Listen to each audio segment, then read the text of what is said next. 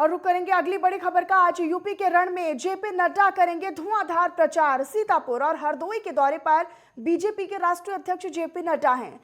पौने 12 बजे यानी 11:45 के आसपास सीतापुर के बिस्वा में रैली करेंगे जेपी नड्डा। दोपहर करीब 1:40 पर सीतापुर के मचहेरटा में नड्डा की जनसभा भी होनी है और लगभग 3:30 बजे हरदोई के भरावन में रैली करेंगे जेपी नड्डा। तो आज जेपी नड्डा भी गरजते नजर आएंगे और उनका भी दौरा लगातार है।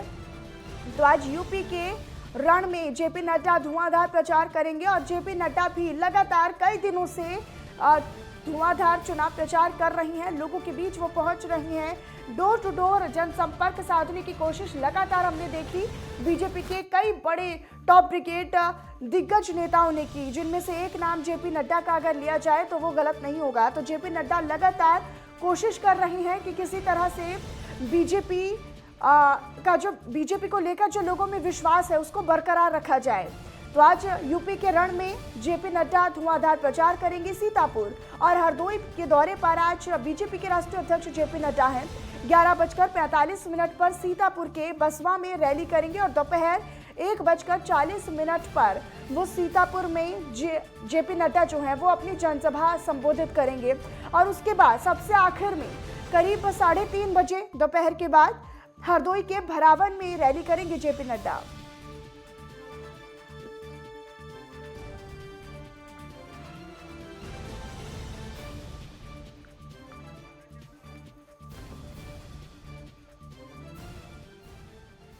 मदन यादव हमारे संवाददाता सीतापुर से हमारे साथ लाइव जुड़े हुए हैं, सीधा उन्हीं का रुख करते हैं। मदन, आज यूपी के रण में जेपी नड्डा है, सीतापुर में उनका क्या कुछ कार्यक्रम रहेगा, किस वक्त वो यहाँ पर पहुंचेंगे और जनसभा को लेकर क्या कुछ उनका कार्यक्रम है? जी मनीषा जी, आपको बताना चाहूंगा कि आज सीतापुर में क्या पूरे उत्तर प्रदेश में जैसे ही चुनाव नजदीक आता जाता है उसी तरीके से नेता अपने अपने समर्थन में लगे हैं, अपने अपने जैसे मान लीजिए वोटों को रिझाने में लगे हैं। उसी प्रकार आज राष्ट्रीय अध्यक्ष जेपी नड्डा जी बिस्वा में लगभग 11 बजे पहुंच रहे हैं। उसके बाद वो एक जनसभा वो मछेटा में करेंगे और वहीं से वोट जनता से वोट की अपील करेंगे। बिस्वा में निर्मल वर्मा के लिए वहां पर बैठ के वो हम जनसभा करेंगे और वोट की अपील करेंगे। मदन, लेकिन उनके आगमन को लेकर क्या कुछ प्रशासनिक व्यवस्थाएं, क्या कुछ प्रशासनिक तैयारियां?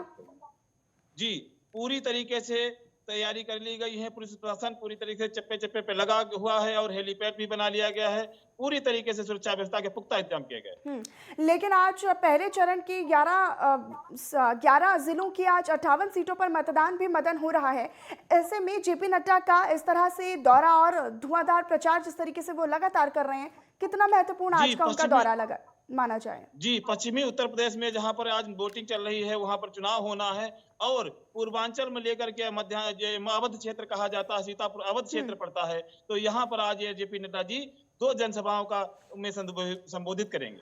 यानी मदन, पश्चिमी यूपी के बाद जहां पर आज वोटिंग हो रही है उसके बाद अवध को साधने की कोशिश बीजेपी की है, बीजेपी के बड़े दिग्गज नेताओं की है।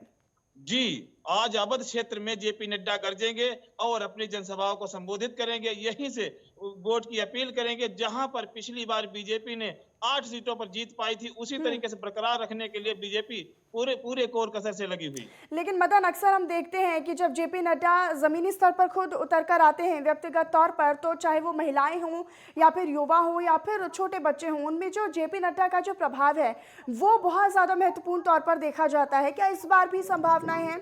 क्या इस बार भी उतना ही जोश, उतनी ही खुशी, उतना ही उत्साह लोगों में देखा जाएगा? जी, आज जैसे मान लिया कोरोना प्रोटोकॉल को लेकर के उसी तरीके से पूरी भीड़ और सब कुछ वहां पे व्यवस्था कर ली गई है और हर तरीके से कुर्सियों की दूरी बना के डाली गई है। जैसे मान लिया कोरोना प्रोटोकॉल को लेकर भीड़, महिलाएं, बच्चे, पुरुष सभी लोग वहां पर पहुंचने के लिए उत्साहित दिख रहे हैं।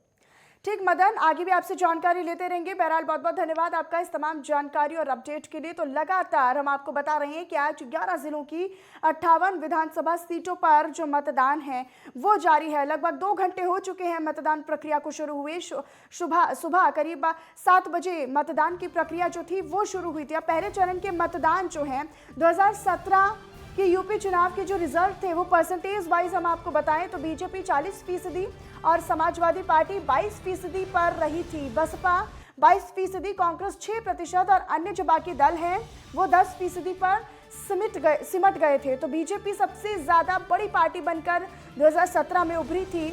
और अगर हम पहले चरण के मतदान की बात करें तो पहले चरण का जो रिजल्ट था वो 40% बीजेपी के पक्ष में रहा था।